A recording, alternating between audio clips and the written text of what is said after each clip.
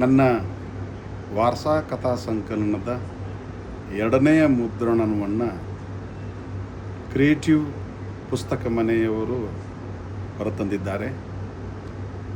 ಇಲ್ಲಿಯ ಕಥೆಗಳು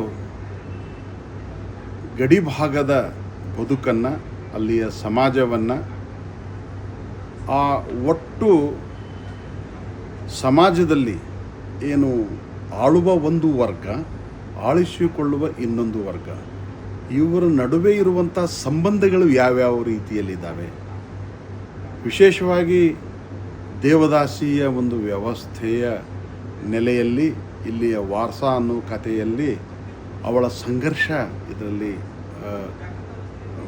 ಬೆಳಕಿಗೆ ಬರುತ್ತೆ. ಇದರ ಜೊತೆಗೇ ಇನ್ನೊಂದು ಅಲ್ಲಿ ಅನೇಕ ದುಡಿಯುವ ವರ್ಗದವರಿದ್ದಾರೆ. ಆ ದುಡಿಯುವ ವರ್ಗದವರು ಹೊಟ್ಟೆಪಾಡಿಗಾಗಿ ಮಹಾರಾಷ್ಟ್ರದ ಈಚಲಕರಂಜಿಯ ಕೈಮಗ್ಗ ಒಂದು ಕೆಲಸಕ್ಕೆ ಕೂಲಿ ಹೋಗ್ತಕ್ಕಂಥ ದೊಡ್ಡ ಸಮುದಾಯ ಇದೆ.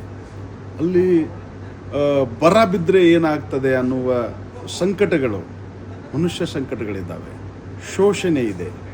ಈ ನೆಲೆಯೊಳಗೆ ಯಾವ ಸೈದ್ಧಾಂತಿಕ ಆಲೋಚನೆಯ ಗುರುವೂ ಇಲ್ಲದಂಥ ಒಂದು ಪ್ರದೇಶದ ಜನ ಹೇಗೆ ಚದುರಿ ಹೋಗಿ ಬದುಕ್ತಿರ್ತಾರೆ, ತಮ್ಮ ಬದುಕನ್ನು ಕಟ್ಟಿಕೊಳ್ತಿರ್ತಾರೆ, ಅವರ ಸಂಘರ್ಷ, ಬದುಕಿನ ಸಂಘರ್ಷ ಎಂಥದ್ದು ಅನ್ನೋದನ್ನು ಇಲ್ಲಿಯ ಕಥೆಗಳು ಕಟ್ಟಿಕೊಡ್ತವೆ.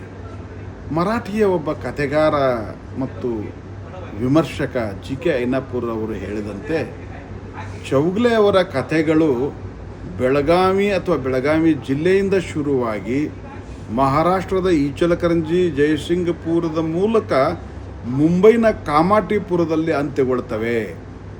ಇವುಗಳ ಸಂರಚನೆಯಲ್ಲಿ ಒಂದು ಬೇಡ್ರಪ್ಪೋ ಅನ್ನೋ ಧ್ವನಿ ತೆಗೆದು ಆಕ್ರಂದನ ಮಾಡುವ ಜನಗಳ ಒಂದು ಉಲಿವು ಇದೆ ಅಂತ ಹೇಳ್ತಾರೆ.